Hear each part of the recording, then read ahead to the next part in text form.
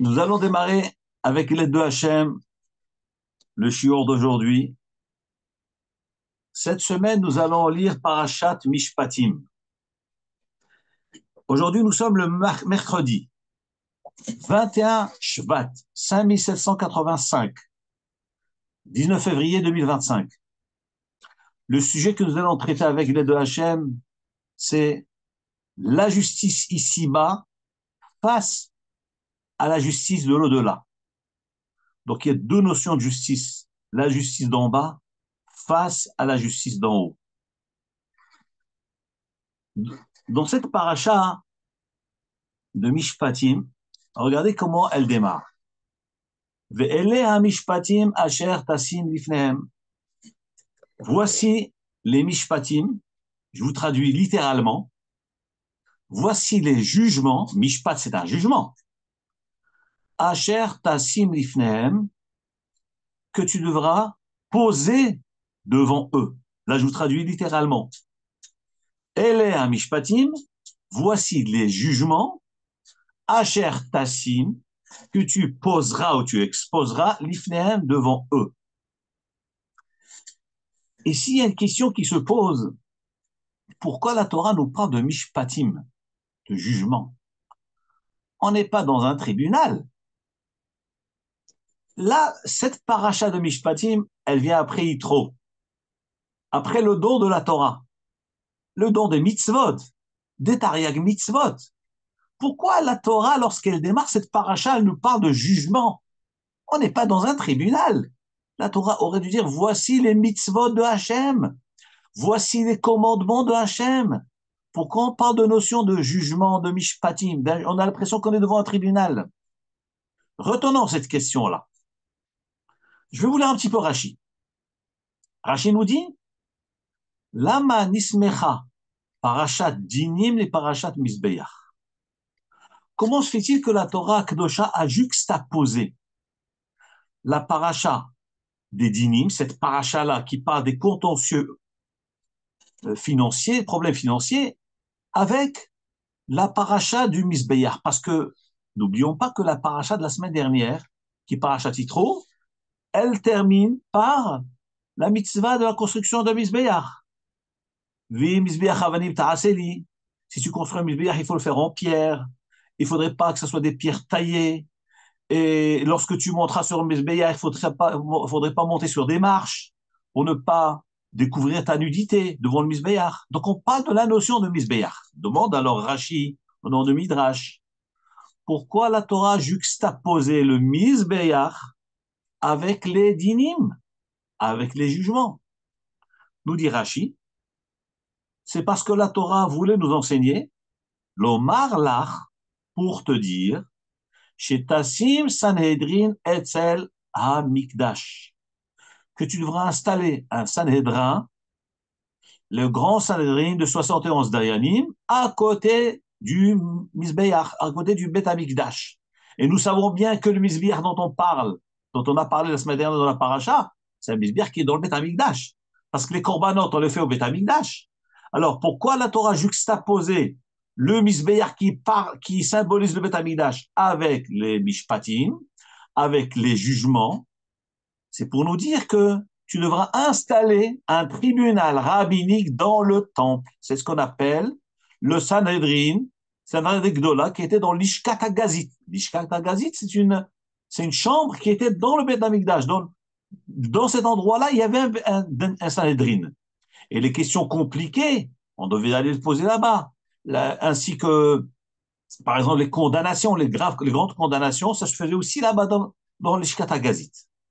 C'est pour cette raison-là que la Torah a parlé de Mishpatim à côté de Mizbeach. Rashi continue et dit, Asher Tassim Lifnehem, que veut dire, voici les jugements que tu devras exposer, déposer devant eux. Apparemment, le terme Tassim est un terme qui ne correspond pas à des lois. Parce que la sim, mettre un objet, c'est un terme on utilise pour un objet. Je dépose un objet, je pose quelque chose. Que veut dire Asher Tassim? Que tu devras poser devant eux. Il ne s'agit pas d'objet, il s'agit de loi. Nous dit Rashi, Amarlo Hakadosh Baruchu les Moshe. Hakadosh Baruch Hu a dit à Moshe,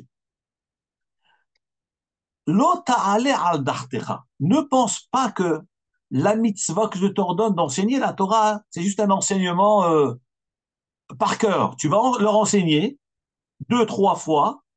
Une fois qu'ils ont retenu, c'est bon, t'es quitte de la mitzvah d'enseigner les mishpatim au peuple.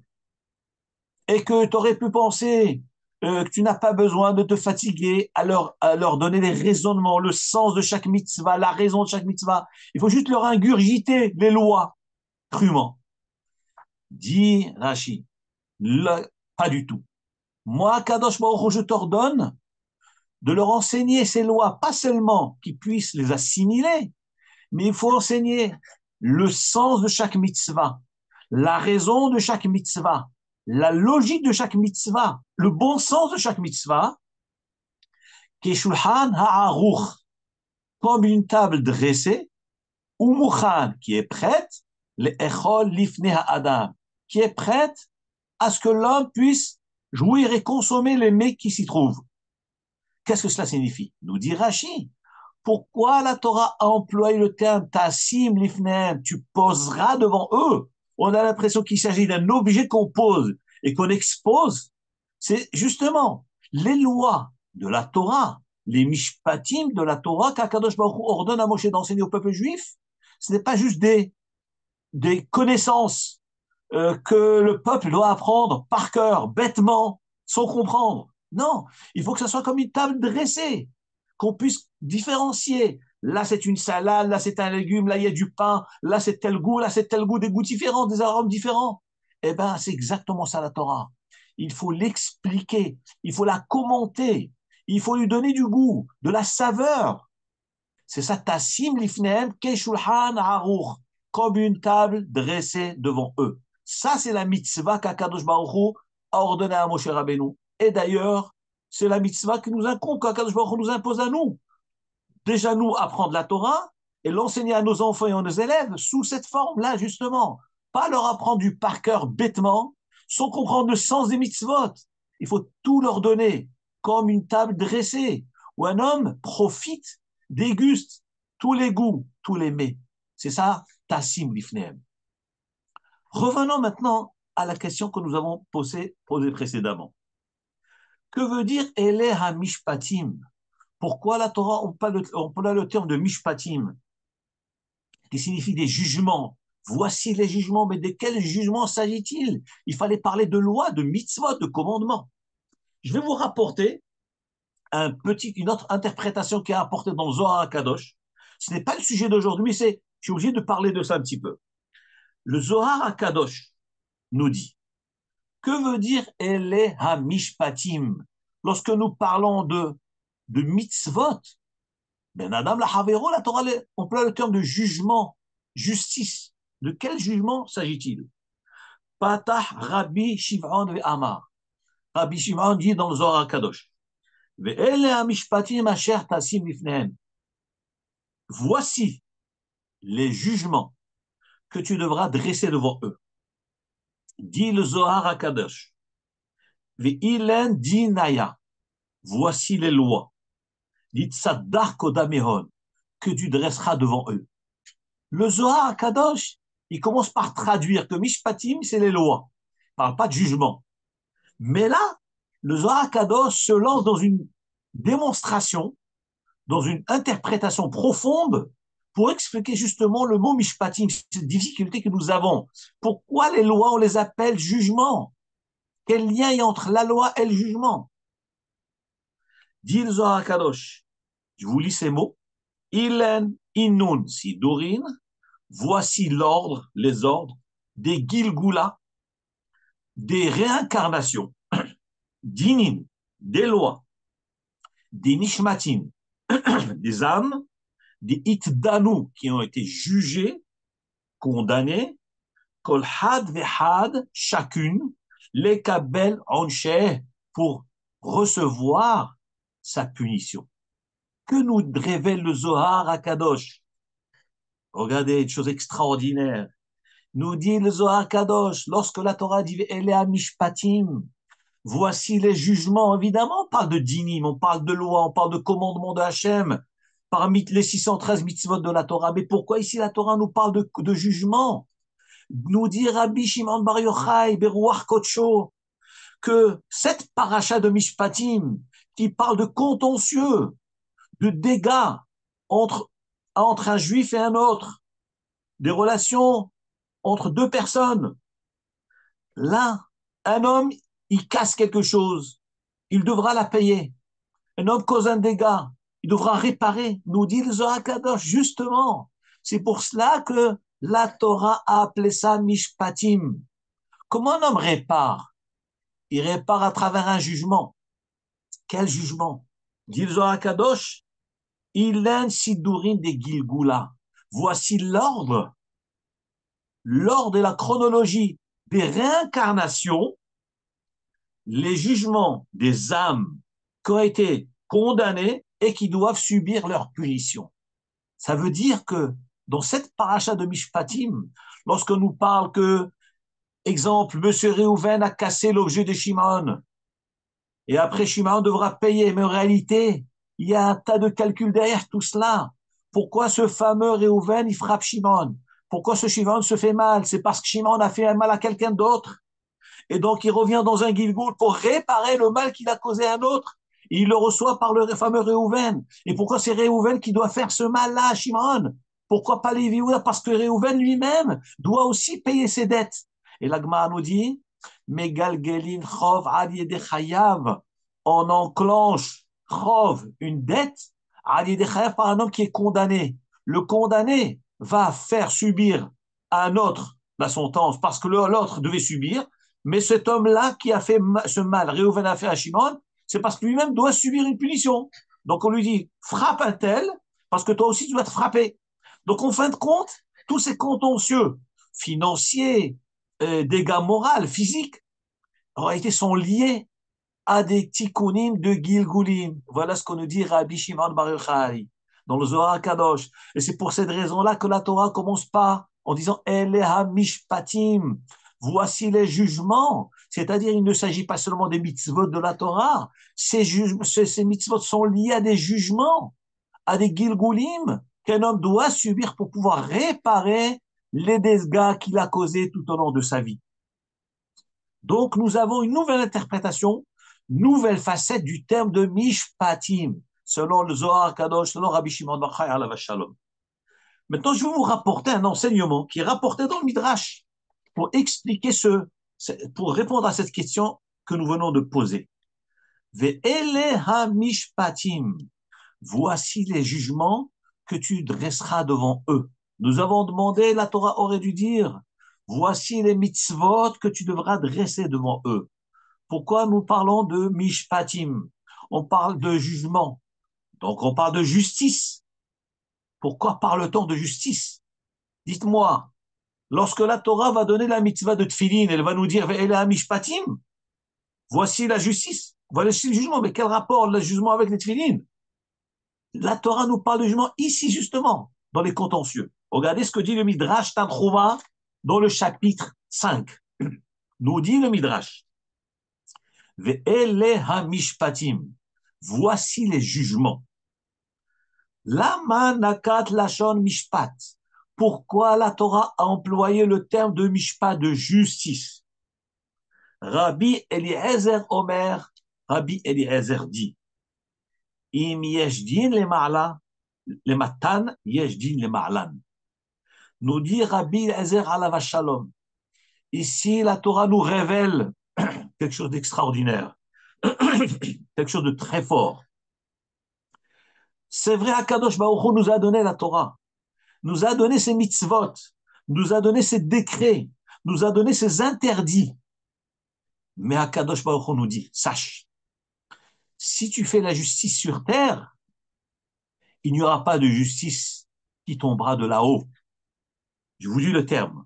Rabbi Eliezer Omer, Rabbi Eliezer dit, Im yesh din le matan, s'il y a la justice sur terre, ici-bas, un din le ma'ala, il n'y a pas de justice dans l'au-delà.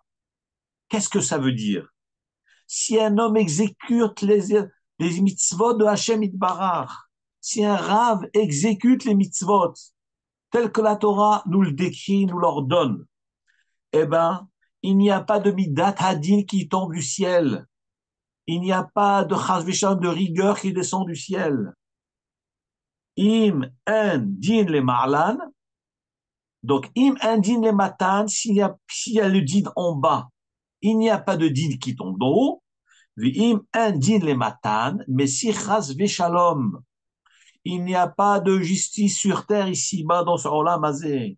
On laisse aller les choses. Le Rav ne dit rien. Le Dayan, chas v'shalom, modifie les lois. Pas comme Hachem veut. Qu'est-ce qui se passe? Yesh din le ma'ala. Hakadosh Baruch Hu Kaviachol se venge. Il fait un jugement là-haut dans le ciel qui retombe sur l'humanité tout entière. Il y a l'ashpa'a qui vient du ciel. Si on se conduit bien, si le Rav fait ce qu'il faut faire, chacun est un Rav. Chacun a des responsabilités. Chacun est amené à prendre des décisions et à trancher. S'il le fait correctement, avec une conscience tranquille, selon, conformément à la Torah, eh ben, un din les marlan, il n'y a pas de din là-haut. Mais si chas shalom, l'homme dit, mais personne ne me voit, un roé, personne ne me voit, je fais ce que j'ai envie de faire, comme bon me semble, eh ben, chas shalom, la midat hadin se réveille, comme dit le Midrash, im ya'asu atachtonim ben Israël adin imata, si le peuple juif fait le jugement sur terre, en midat hadin na'asit milemala. Eh bien, il n'y a pas de midat hadin qui se réveille là-haut. Les fichar, c'est pour cela. Amar Hakadosh Baruch Hu a dit dans sa sainte Torah, Shimru et ha-mishpat, préservez la justice ici-bas. Ba'olam hazé, dans ce monde, soyez scrupuleux. Medouyak, medakdek ba mitzvot, shelo tigremoli, afin de ne pas m'obliger, la asot mishpat milemalan, pour ne pas m'obliger à déclencher le jugement d'en haut. Comme il est dit, Ele ve'ele hamishpatim, et voici les jugements. Déjà, on comprend mieux. Pourquoi on ne parle pas de mitzvot, on parle de jugement? Parce que les mitzvot sont liés à un jugement.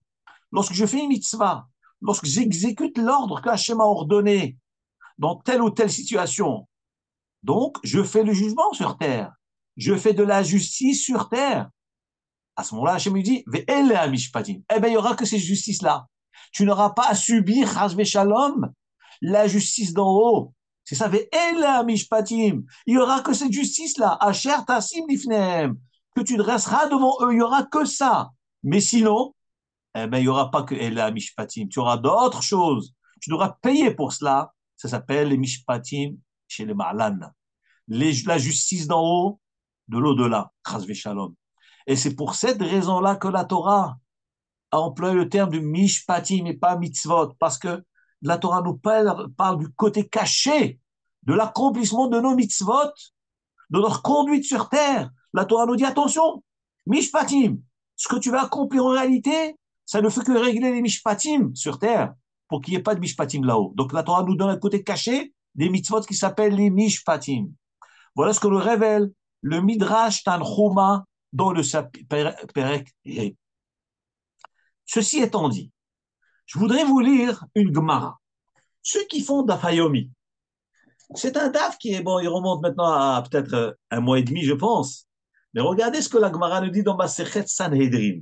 Quelque chose de très intéressant. D'ailleurs, là, Sanhedrin signifie le Sanhédrin dont on a parlé. C'est une Gemara qui parle des choses liées à la justice et au jugement.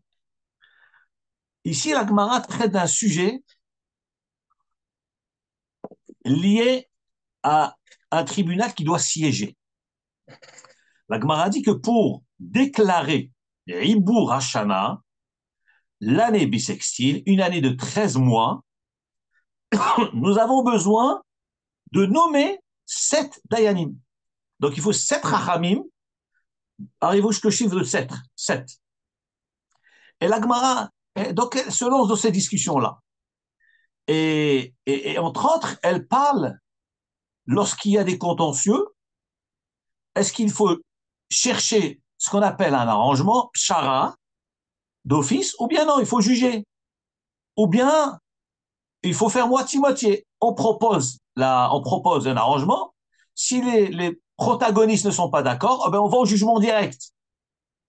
Alors, il y a plusieurs avis dans la Gemara. La Gemara nous rapporte l'avis de, comme la conduite de Moshe Rabbeinu, que lui disait, Ikov Hadin Dar. Donc, c'est la Gemara dans Masechet Sanhedrin, Vav Amud Bet, page 6, côté B. Elle nous parle de Moshe Rabbeinu Alav Shalom, qui disait, Ikov Hadin Dar. Moshe Rabbeinu dit, le jugement, c'est le jugement. Aval Aaron, mais Aaron, à Cohen, il avait une autre attitude. Ohev Shalom verodev Shalom. Aaron à Cohen aimait la paix et poursuivait la paix. Alors, au Mishum Shalom ben Adam lahavero, pour créer le Shalom entre un homme et son ami. Dit Rashi, qu'est-ce que ça veut dire Rodev Shalom? Lorsqu'Aaron à Cohen entendait qu'il y avait une marloquette entre deux personnes, avant qu'il ne se présente au tribunal rabbinique, il allait les voir, il leur parlait et il trouvait un terrain d'entente, d'arrangement entre eux. C'est ce qu'on appelle la pshara, avant d'arriver au tribunal. Vous allez me dire, mais c'est quoi la différence entre arrangement et tribunal? Si Réhouven réclame 1 000 € à Shimon, Shimon lui dit, tu m'as jamais rien prêté. Alors, d'après le din, bon, s'il y a des édim, etc., alors normalement, Shimon doit jurer. Si, par exemple, il dit, tu m'as prêté que la moitié, il reconnaît une partie, donc il doit jurer. Mais imaginez qu'il nie le tout. Eh bien, on va chercher des témoins. Les témoins arrivent, ils condamnent à payer la totalité, donc ils payent 1 000 €. Mais si maintenant, l'arrangement, c'est quoi? C'est que dans ce contentieux-là, si tous les deux sont d'accord à perdre une partie de leur côté, ils payent que 500 €, voilà, ils s'arrangent, ils disent, voilà, ok, d'accord, tu veux pas payer 1 000 €, okay, ce qu'on va faire, on va faire un arrangement, tu me payes 500 € et je te cède les autres 500. D'après toi, tu dois rien, d'après moi, tu dois 1000, on va faire un arrangement, tu payes 500 et c'est bon. C'est ce qu'on appelle pshara. Aaron à Cohen, il arrangeait les machlokot qu'il y avait entre les gens. Il faisait la pshara. Et pourquoi? Pour créer le shalom dans le peuple juif.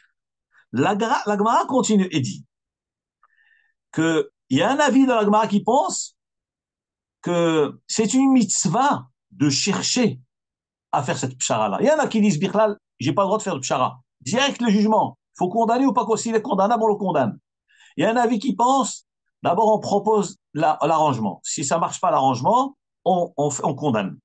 La Gemara dit, il est marqué dans un pasouk, concernant David Ameler. Vechel be David o Omer. Concernant David Ameler, il est écrit dans le livre de Shmuel Bet, chapitre 8. Vahi David ose mishpat. David Ameler, le roi David, faisait de la justice, utzdaka et de la bienfaisance. Voilà le pasouk que nous dit la Torah. Vahi David ose mishpat. David Ameler faisait de la justice, utzdaka et de la bienfaisance. Il est marqué dans le pasouk avec son peuple. Tout son peuple. Demande la Gemara, mais je ne comprends pas. Dans ce verset-là, il y a une contradiction. Vahalo, kol makom sheyesh mishpat, en tzedaka. Tout endroit où il y a la justice, il n'y a pas de bienfaisance, il n'y a pas de cadeau. La justice, c'est la justice. Ou tzedaka, en mishpat. Et là où il y a de la bienfaisance, eh ben, il n'y a pas de justice.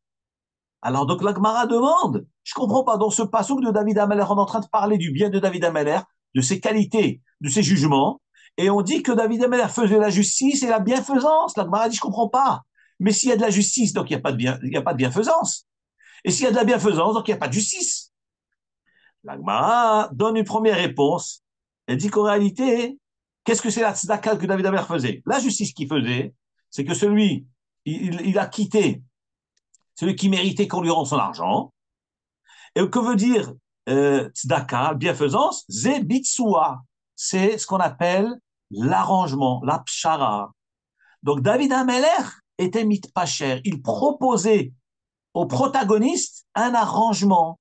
Donc en même temps, il voulait faire la justice, mais il faisait tzedaka. C'est quoi? C'est bitsua, veut dire l'arrangement. Alors la Gemara apporte un deuxième avis, qui pense que ça va comme l'avis qui dit que David Ameler, il a quitté, ou il donnait le mérite à celui à qui revenait l'argent, c'est le riche, et le pauvre, qui n'avait pas de quoi payer, David Ameller, alors il faisait la tzedaka avec ce pauvre. Comment il faisait la tzedaka avec le pauvre? C'est que David Ameller payait de sa poche. Haya Meshalem mi beto. David Ameller payait de sa poche parce qu'il avait devant lui un riche et un pauvre. Le riche avait raison, donc il fallait payer au riche. Donc ça s'appelle faire de la justice. Le riche réclamait au pauvre 1000 euros, par exemple. David Ameller payait 1000 euros. Et que veut dire faire du bien, la bienfaisance avec le pauvre? C'est que David Ameller payait à la place du pauvre. Voilà la bienfaisance. Donc on comprend, selon cet avis-là, que veut dire que David Ameller faisait la justice et la bienfaisance. La justice avec le riche, celui qui a gagné le jugement. La bienfaisance avec le pauvre, parce que le pauvre ne payait pas, c'est David Ameller qui payait. Sur cet avis, l'Agmara pose une question. Et après, nous allons revenir à notre paracha. Une approche extraordinaire. L'Agmara dit, mais je ne comprends pas. Si tu penses que c'est ça l'interprétation de ce verset, que David Ameller faisait la justice et la bienfaisance, alors, avec qui faisait la bienfaisance? Avec le pauvre. Or, la Torah elle-même, donc là, dans Shmuel, il est dit, il faisait la bienfaisance, les chol amo à tout son peuple. Mais non, c'est pas avec tout son peuple qu'il faisait, il faisait avec le pauvre. Pourquoi la Torah emploie le terme que David Ameller faisait de la bienfaisance avec tout le peuple? Mais c'est pas avec tout le peuple qui faisait ça. C'est qu'avec le pauvre qui faisait ça, qui payait à sa place. À cause de cette question-là, l'Agmara fait marche arrière et elle donne une autre interprétation. Et l'interprétation que je vais vous dire maintenant, ça va être le sujet justement lié avec ce Midrash que je vous ai cité précédemment, donc Midrash Tanchuma. Nous dit l'Agmara qu'en réalité, David Ameller, c'est pas qu'il payait pour le pauvre, il ne payait pas pour le pauvre. David Ameller faisait vraiment la justice comme il se doit. Alors que veut dire le pasuk Ose mishpat ou tzedaka? Il faisait la justice et la bienfaisance, mais c'est contradictoire. C'est l'Agmara. Il faisait la justice dans le fait où il ramenait l'argent à celui qui a perdu l'argent. Que veut dire faisait du bien, bienfaisance? Il faisait la bienfaisance avec l'autre en condamnant l'autre. Mais comment c'est une bienfaisance? Mais tu es en train de lui faire perdre, tu es en train de lui sortir de l'argent. Réponse, nous dit l'Agmara. La bienfaisance que David Amer faisait par cette justice, c'est qu'il sortait le vol de la main de celui qui a volé. Il n'y a pas plus grand cadeau que l'homme qu'on puisse faire à un homme, c'est de le sauver du gazelle. Donc la Torah nous décrit une chose extraordinaire. David Ameler faisait mishpat tzedaka lechol ammo. Il faisait mishpat, la justice, en rendant l'argent au vrai propriétaire. Ou tzedaka et la bienfaisance, l'echol amo, à tout le monde, je parle pas du pauvre ici maintenant, à tous les juifs, à tous ceux qui ont pris illégalement. Pourquoi? Pourquoi ça s'appelle bienfaisance? Parce que David Amelech leur évitait le histoire de Gezel. Donc on voit de là que dans la justice, il n'y a pas de contradiction. Il y a mishpat, il y a tzedaka. Tu remets la justice, tu rends l'argent au vrai propriétaire, c'est la justice qu'Hachem attend de nous. Et chesed, c'est quoi? Tzedaka. Tzedaka, ça veut dire tu évites à l'autre un guéinam chaud. Tu évites le guéinam. Il n'y a pas plus grand cadeau à un homme que de lui faire ça, de lui sauver sa vie, sauver son olamaba. C'est ça la tzedaka. Donc on voit que dans la justice, il y a le tout à la fois. On fait la vraie justice, et la mishpatim, tu dois faire le jugement. Dans ce olamazé, comme nous avons rapporté au nom du Midrash Tanchuma, tu dois faire un vrai jugement, mais tu dois savoir que même dans ton jugement, il y a de la rachamim dedans, parce que ce que tu fais, il y a de la tzedaka dedans. Tu sauves celui qui est condamné. Ça lui évite le onesh dans le olamazé et dans le olamaba. Maintenant que nous avons décrit ce que c'est Mishpatim de la paracha, elle est à Mishpatim, lorsqu'il y a la justice sur terre, ça nous évite la justice d'en haut, il y a pas Midat Hadin d'en haut. Maintenant, nous allons aborder la première mitzvah qui vient juste après ce verset. Et vous allez voir un choc très étonnant. On ne comprend plus la suite de la Torah. Regarde. Qu'est-ce qui a marqué dans le passage? Voici donc les Mishpatim, c'est-à-dire tu vas faire la justice sur terre pour éviter le jugement d'eau. Et cette justice, normalement, elle est censée faire du bien à l'un, tu rends ce que l'un mérite et tu sauves l'autre. Première mitzvah, première justice. Ki tikne eved ive, lorsque tu t'acquiers, lorsque tu vas t'acheter un esclave juif. Shesh shanim ya'avod, il devra travailler 6 années. Au Bashivit, la 7e année, Yetse la hinam, il devra sortir à la liberté. im begapo yavo begapo yetse. S'il vient seul, il sort seul. Vim ba'al isha hu. Et s'il est marié, via sea ishtoimo, et sa femme sortira avec lui. Donc la première justice, la première vérité qu'Akadosh Baruch Hu nous enseigne, de ce qu'on appelle faire la justice, de quoi on nous parle? De l'esclavage. L'esclavage, Ribono shel Olam. Ribono shel Olam. On est en train de parler de quoi? Kitikne Eved Ivri. Lorsque tu t'acquiers un esclave juif, comment un juif peut-il vendre un autre juif? Où est la justice? Kitikne Eved Ivri. Comment, lorsque tu acquiers, tu achètes un juif, de qui tu l'achètes? D'un autre juif. Donc ça veut dire que là, nous avons un juif qui vend son frère. Et qui c'est qui l'acheteur? C'est aussi un juif. Comment peux-tu acheter un juif? Razvé Shalom, comment c'est possible? Ton frère, tu le vends. Ton frère, tu l'achètes. Mais as-tu pensé à ce que vont devenir sa femme et ses enfants? Déjà lui, l'esclavage du juif, c'est impossible, impensable. Que va devenir sa femme et ses enfants? Que va-t-il être de l'éducation de ces enfants-là? Où est la moralité de la Torah? Où est le mishpatim? Où sont les mishpatim de la Torah?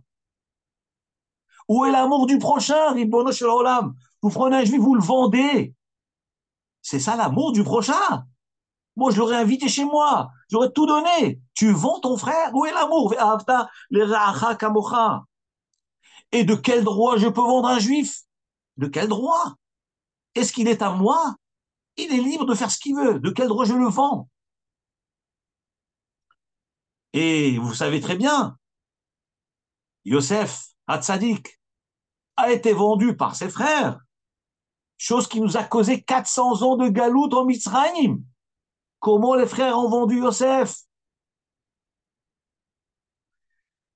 La suite, les conséquences de cette vente-là, des 10 frères de Yosef, ça a donné les 10 martyrs, les Asara Haorge Malchut, comme nous disent les Chachamim, que les 10 Rabbi Ishmael ben Elisha est monté dans Bargot Shel Ma'ala, dans le ciel, il a fait une she'ela, et on lui a révélé, parce que le jour où les Romains avaient pris les 10 martyrs, les 10 Chachamim, parmi eux il y avait Rabbi Akiva, Rabbi Ishmael ben Elisha, Rabbi Hanina ben Teradion, et encore d'autres. Alors, voulait le condamner à mort. Et alors, tout le monde s'est tourné vers Rabbi Ishmael ben Elisha, qui était Kohen Gadol, lui a demandé, mais comment se fait-il que cet empereur veut nous tuer tous les 10? Est-ce que c'est décidé du ciel ou c'est par hasard? Rabbi Ishmael ben Elisha a prononcé un nom Kadosh, il est monté au ciel, et on lui a révélé, le Bet Din Shel Ma'ala a décidé que vous êtes condamné à mort par les Romains pour réparer la vente des 10 Shvatim, pour réparer, parce que les 10 Chachamim de l'époque de la Gemara, de la Mishnah, ne sont rien d'autre que les âmes incarnées, les Hibour, des 10 frères de Yosef. C'est 9 plus 1. Et ils sont revenus dans les 10 Gilgul, dans les 10 Chachamim qui vont être condamnés. Donc on voit, vendre un frère, comment c'est possible? Et la Torah, elle appelle ça la mishpatim, qui tikne, quand tu achètes, quand tu vends. Comment le monde goy conçoit cette notion-là? Lorsqu'un goy va lire la Torah, il va lire ce terme, lorsque tu vendras un juif. Mais comment le non-juif va concevoir cela? Nous savons très bien que lors de l'adoption de la Déclaration du droit de l'homme, le 26 août 1789, donc c'était la date de la déclaration, de l'adoption de la Déclaration du droit de l'homme. 5 ans plus tard, le 4 février 1794, en France, il y a eu ce qu'on appelle l'abolition de l'esclavage dans le monde. Donc, c'était le 4 février 1794.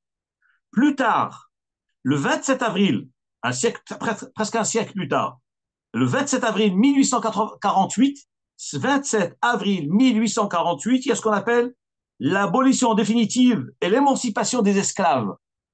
Donc, dans le monde goy, la notion d'esclavage est une chose très grave, puisqu'il y a eu l'abolition de l'esclavage acceptée à l'unanimité.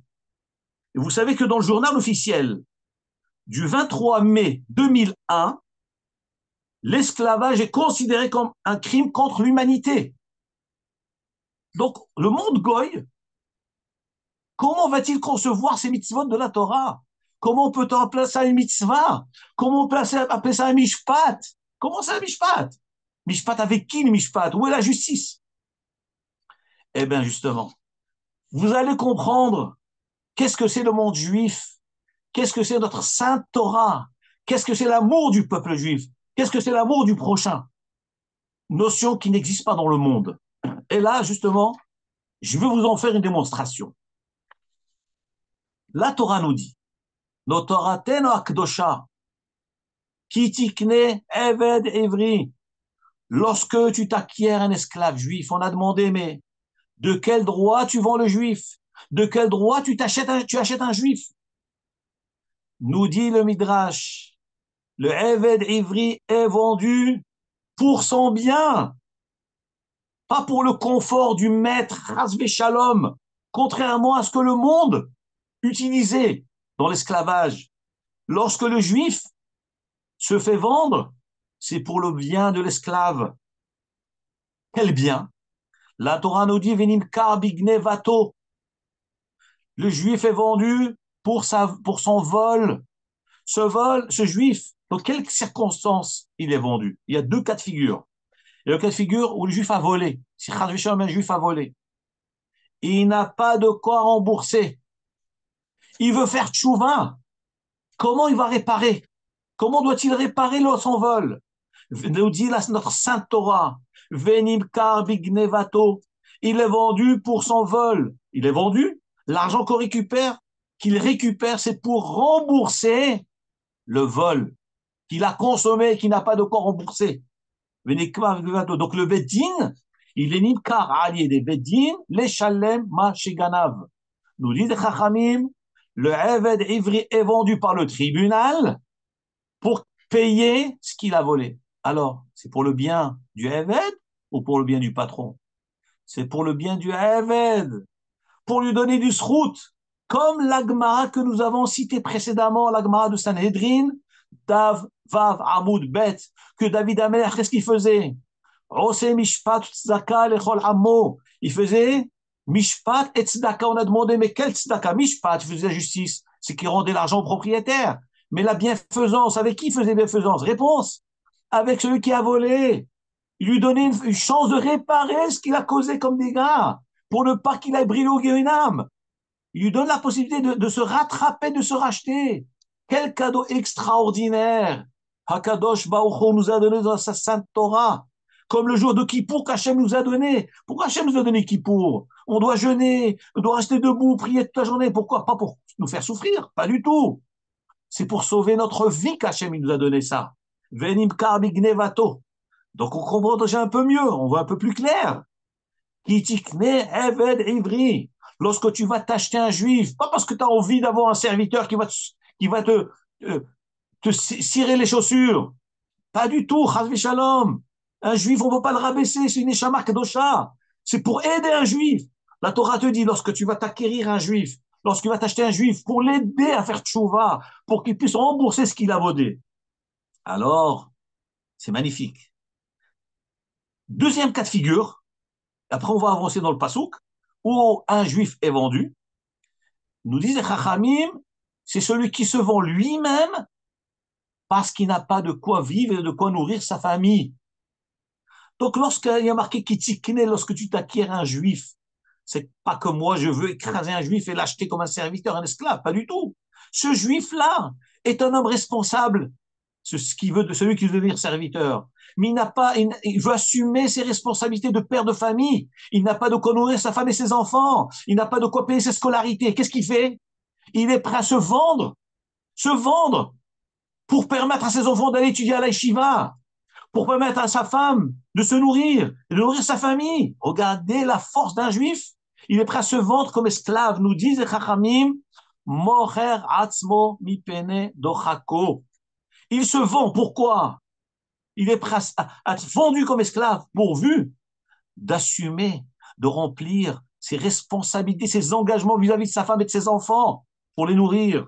Voilà encore un moussard extraordinaire. Dans quel cas un juif se fait vendre? Pas qu'on cherche à faire des esclaves. C'est que la responsabilité du juif, l'amour du juif. On veut sauver les juifs du gazelle. Alors que nous dit la Torah? Imadonav, regardez ce qui est marqué dans le Passouk.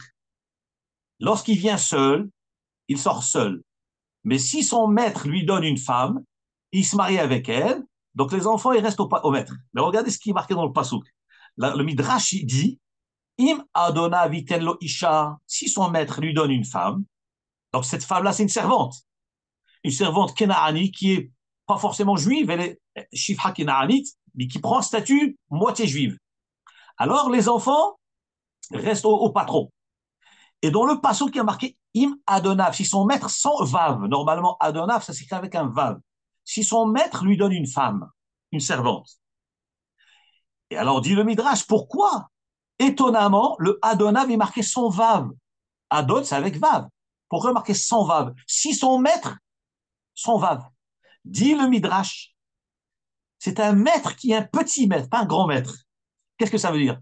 Pour dire un vrai maître, on met avec un vav. Adon, un maître, un patron. Mais la Torah, elle écrit Im Adonav sans vav. Pour dire attention, toi le maître, toi le patron, le soi-disant patron. Tu es un petit maître, il n'y a pas le vav. Pourquoi tu es un petit patron? Nous dit le Midrash, il n'est pas véritablement son maître. Pourquoi? Pas à 100% son maître. Nous dit l'Agmara dans Maseret Kiddushin, chez Kol HaKoneh Eved, tout celui qui s'acquiert un esclave juif connaît Adon Le'atzmo. Il s'acquiert un maître pour lui-même. Vous comprenez ce que ça veut dire? Nous dit l'Agmara, tout juif qui acquiert un serviteur juif, eh ben, il n'a fait qu'acquérir un maître pour lui. C'est-à-dire le vrai patron dans l'histoire, c'est qui? C'est pas le patron, c'est l'esclave qui devient le maître du patron. Comment ça, le maître du patron? Nous dit l'Agmara, si ce patron n'a qu'un seul matelas, eh ben, il y a maintenant le Safek. Qui va dormir sur le matelas? Le patron ou l'esclave? Alors nous, on aurait dit, mais c'est évident. La question ne se pose pas. Le patron, il dort sur son matelas et l'esclave par terre. Nous dit l'Agmara Kdosha, si le patron a un seul matelas, une seule couverture, il doit la donner à l'esclave. Et le patron, il dort où? Par terre. Alors qui est le vrai patron là? C'est l'esclave qui devient le vrai patron. Où est l'esclavage ici? Où est l'esclavage? Donc, qu'est-ce qu'on voit de là? C'est pas du tout la notion du monde. L'esclave dont parle la Torah, c'est du chesed avec un juif. Je l'achète. Pourquoi? Pour lui permettre de réparer sa faute, faire tchouva, de rendre ce qu'il a volé. Je l'achète pour lui permettre de nourrir sa femme et ses enfants, à tel point que je dois l'honorer, que si je n'ai qu'un seul matelas, eh ben je lui donne à lui. C'est lui le vrai maître. Pourquoi c'est le vrai maître? Pourquoi pas un petit peu pour moi? Parce que moi, le maître, soi-disant maître, entre guillemets, j'ai du sroud grâce à lui. Donc le vrai maître, c'est qui? C'est lui le donneur. Comme l'Agmara nous dit, ce que le pauvre fait avec le riche, c'est plus que ce que le riche fait avec le pauvre. Le riche, il donne la tzedaka à un pauvre. Il a l'impression, je donne, c'est moi qui donne. Mais pas du tout, pas du tout. Qu'est-ce que tu aurais fait? Toi, le riche, avec ton argent, tu aurais fait quoi avec cet argent-là? Tu vas l'amener à la tombe? Tu vas rien faire avec. Ce que tu fais avec, c'est bisrout le pauvre qui est devant toi. Tu es un Ani, tu es un Talmid Chacham, eh ben, tu as gagné ton Olam Haba, bisrout le Talmid Chacham. Qui c'est le riche en fin de compte? Qui c'est qui donne à qui? C'est le pauvre qui donne aux riches. C'est pas le riche qui donne aux pauvres. C'est ce que la Gemara Hakdosha nous dit. C'est ce que la Torah Hakdosha nous dit. Connais, Eved, celui qui acquiert un esclave, il doit savoir, détrompe-toi mon ami, connais Adon Le'atzmo, tu as acquis un maître sur toi, ton esclave il est au-dessus de toi, tu dois l'honorer, tu dois lui donner ton matelas, tu dois lui donner ta couverture. Et c'est ça, im Adonav, son vav. Si son maître lui donne une femme, qui c'est Adonav? Attention, ne crois pas que c'est Adonav, le vrai maître. Non, non, non, Adonav, son vav. Rien du tout. Tu es un petit maître. Parce que le vrai maître, c'est pas toi, c'est lui. Regardez l'esclavage dans la Torah. Regardez ce que c'est un Eved Ivri dans la Torah. Ah, évidemment, ces notions n'existent pas dans le monde goy. Ça, c'est ça la Torah. Torah Emet. qu'Akadosh Baruch Hu nous a donné. Le pasuk continue. La Torah nous dit que si, donc, Kitikne Eved Ivri, lorsque tu t'acquiers un Eved Ivri, s'il vient seul, il sortira seul. Et s'il vient marié, alors sa femme sortira avec lui. Alors les Chachamim demandent, qu'est-ce que ça veut dire sa femme sortira avec lui? Sa femme sortira avec lui. Comment ça sortira? Mais elle n'est jamais rentrée. Elle n'avait jamais été vendue, sa femme. La Torah nous dit, Ve'atzia ishto imo. Sa femme sortira avec lui. On a l'impression que lui, il a été vendu, la femme aussi a été vendue, et qu'il est soumise aussi au patron. Mais pas du tout. Jamais, il ne s'agit pas ici de vendre la femme. On n'a jamais vendu une femme ici. On est en train de parler du Tiki, Tikne, Eved, Evri. C'est les Juifs qui ont été vendus. Que veut dire Ve'atzia ishto imo, à tel point que l'Adma a dit, Bichlal, mi hichnissa, mais qui a fait rentrer la femme chez le patron? Jamais la femme a été vendue. Donc on ne comprend pas pourquoi la Torah me dit la femme sortira avec lui. Écoutez ça, chers amis, Am Israël. Écoutez mes chers frères et sœurs, la beauté de la Torah. Nous dit l'Agmara dans Masechet Kiddushin, Daf Kaf Bet Amud Aleph. Pourquoi il y a marqué Viatsea Ishtoimo? Sa femme sortira avec lui. Et la Magid, Shakone Eved. La Torah vient nous enseigner que celui qui acquiert un esclave, Hayav Bimzonot Ishto Ubanav. Le patron, le maître qui acquiert un esclave juif, a l'obligation de nourrir sa femme et ses enfants. Mais c'est incroyable. Incroyable, on a demandé, mais que vont devenir ses enfants? J'ai demandé, lorsqu'on voit un juif, mais que va devenir sa femme et ses enfants? La réponse est très simple. Il ne s'agit pas d'esclavage. Il ne s'agit pas d'une vente banale. C'est pour aider. Et quand tu aides, tu n'aides pas seulement le mari, tu aides toute la famille. Donc, imaginez-vous, un juif, monsieur Réhouven, il veut faire chesed avec un juif qui a volé, qui veut rembourser, ou un juif qui n'a pas de quoi nourrir sa famille.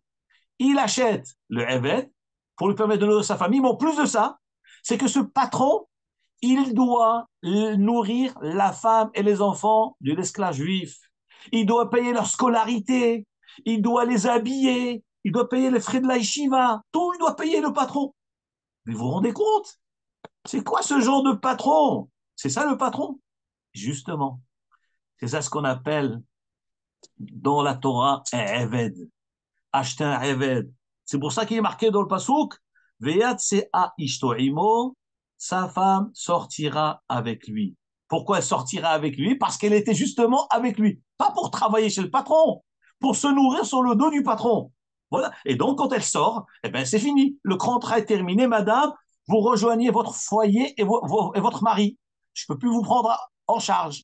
Voilà. Mais c'est extraordinaire. Comme ça, nous dit l'Agmara dans Masechet Kiddushin, Daf Kaf Bet Amud Aleph. Donc, en fin de compte, celui qui achète un Eved Ivri, c'est pour lui faire du chesed, c'est pour l'aider à faire tchouva. Et Behemet, j'ai demandé, mais justement, c'est ça l'amour du prochain. C'est acheter un juif, l'aider. Vous savez, j'ai des souvenirs d'enfance qui se réveillent en moi maintenant, qui me bouleversent. Baruch Hashem, nos parents allaient à Shalom, la semaine dernière, c'était l'Arsaï de mon père à la Shalom, le Treshvat, et mon père à la Shalom, et ma mère faisaient du chesed. Baruch Hashem, mon père travaillait durement pour gagner sa vie, pour nourrir notre famille, une grande famille de 10 enfants. Il n'y avait pas d'allocation familiale, pas de sécurité sociale, rien du tout. Et nos parents se tuaient pour nous nourrir, pour nous élever après. Ils nous ont mis dans la Torah, dans le mitzvot, dans le droit chemin des mitzvot, dans l'avodat d'Hachem. Ils nous réveillaient à la tfila. Mon père nous réveillait à la tfila. Et il faisait du chesed avec tout l'entourage, avec les juifs, avec les goyim, avec les arabes. Et ce qui est extraordinaire, mon père, Alav Shalom, j'ai le souvenir d'enfance qu'il y avait des familles juives défavorisées, qui n'avaient pas de moyens, des familles de pauvres. On a élevé chez nous à la maison des jeunes qui passaient leur journée chez nous à la maison, alors qu'ils avaient leurs parents, ils avaient leur famille. Ils passaient des journées entières chez nous à la maison. Jouaient avec nous comme si c'était nos frères. Et mes parents les nourrissaient. Shabbatot, Yamim, lorsqu'on allait en vacances, on les prenait avec nous. Vous imaginez ce que ça veut dire? Vous prenez les enfants des autres. On allait en vacances, on les prenait avec nous. On allait sur les kvarot des tzadikim, on les prenait avec nous. Ça, c'est des choses qu'on a vécues dans notre jeunesse au Maroc. Ça nous a marqué à vie. Qu'est-ce que c'est aimer un Ben Israël? Je vous dis, mes parents aimaient tout le monde. Même les nations, même les goïms. Ma femme qui est ashkénaze, je l'ai amenée les premières années de mariage au Maroc à Pessah. Un dimanche matin, écoutez cette histoire. Je n'ai pas pensé vous raconter, mais je vous le dis maintenant. Un dimanche matin, ma femme, elle entend en bas de l'entrée de notre maison un homme qui dit maman, maman, maman. Alors on dit maman, quand tu as d'autres frères, elle se penche pour voir qui c'était. C'était des Arabes qui appelaient à ma mère à moi, c'est-à-dire la belle-mère de ma femme, il l'appelait maman. Et maman, et ma mère à moi, elle a souri. Et ma femme, elle ne comprenait pas quoi. Maman, comment l'arabe t'appelle maman? Ma mère, elle a dit, tous ces Arabes, ils attendaient le dimanche pour manger le reste de la dafina, tout ce qui nous reste. Ils savaient qu'il y avait un chef gadol à la maison, une bracha extraordinaire. Et tous les dimanches, on avait le défilé d'Arabes en bas de chez nous. Et ma mère leur donnait avec kavod une assiette honorable. Elle leur donnait à manger. Et on l'appelait maman. Vous imaginez les Arabes qui appellent ma mère à moi maman. C'est la rahmanout qu'on avait des nations. Rahmanout. Alors, si des goyim avaient pitié, alors imaginez-vous quelle pitié elle avait des juifs. Et comme je vous disais, elle prenait des jeunes enfants. Et on les amenait avec nous partout, partout. Et c'est ça le chesed. C'est ça le chesed de la Torah. Certains diront, ah quoi? Tu utilises ces jeunes pour te faire le ménage. Quel ménage? On n'avait pas besoin. On avait des bonnes avec trois, quatre bonnes à la maison qui faisaient les ménages la journée. On prenait les jeunes juifs pour les réconforter, pour qu'ils se sentent bien. Et je ne vous cache pas qu'il y a de là 2 mois, j'ai rencontré un de ces jeunes-là à Paris. Quand il me voit, il me saute dessus, il m'embrasse. J'ai des souvenirs extraordinaires, l'amour qu'on a, comme si c'était nos frères, vraiment nos frères. Et c'est ce que la Torah nous enseigne. Qui tikne Eved Ivri. C'est ça le Eved Ivri. Le Eved Ivri, pas parce qu'on a besoin de faire du ménage, pas pour nous servir, pas pour se prétendre patron, pas du tout, pour faire du chesed à un juif, Rahmanu de Israël. Le pasuk dit Im begapoyavo begapoyetse. Si cet esclave-là, juif, il vient avec gapo, Rachid dit que ce gapo, c'est avec son habit, knafo. Alors begapoyetse sortira seul. Le Midrash nous dit, le mot gapo veut dire son corps aussi. Que veut dire son corps? Sa santé. Si cet homme-là est venu en bonne santé, tu as le devoir de le libérer en bonne santé. Tu ne dois pas utiliser cette opportunité que tu as pour l'affaiblir, pour le faire travailler, travaux forcés, et il veut perdre sa santé. Si cet esclave juif est venu, Baruch Hashem avec son corps, bonne santé, Chasve Shalom de le rendre malade, chez Lo Yachli Auto, tu as devoir de faire attention à sa santé, tu dois lui payer la sécu. Et là, Yetse Bari Veshalem, lorsqu'il quitte chez toi après les 6 années, il doit sortir en bonne santé. Et je termine, il nous reste 1 minute, 2 minutes. Ici, la Torah nous parle, elle dit Shesh Shanim Ya'avod. Ce juif-là, lorsque tu l'acquiers, il doit travailler 6 ans. La 7e année, il doit sortir à la liberté. Pourquoi on parle de cette notion de Shesh Shanim? Parce qu'on voit de là Middat Rahamanu da Kadosh Baruchu.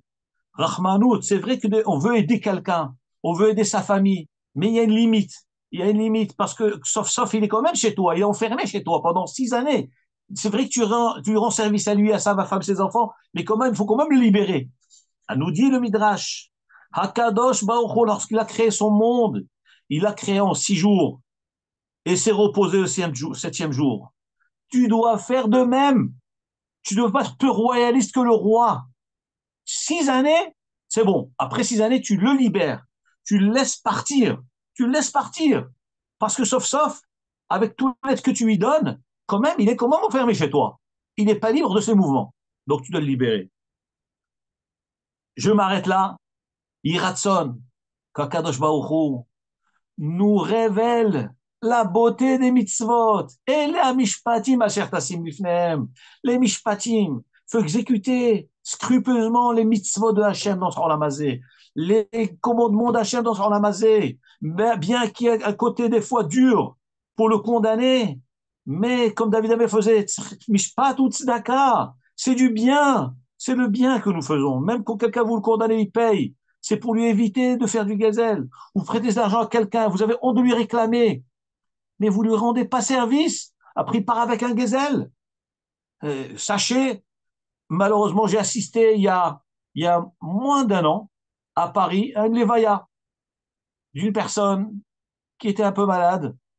Et le proche de cette personne qui est décédée, pendant la lévaya, elle a dit, chers amis, c'est un moment très triste quand nous avons perdu ce proche. Toutes les personnes qui ont prêté de l'argent à ce proche-là, à cette proche-là, et qui n'ont pas été remboursées, je vous en supplie, venez chez moi, je vous paye tout maintenant. J'ai assisté à la Levaya, une très grande personnalité. C'était un moment, une famille très, très noble, très, très rachouva, de Talmidei Chachamim.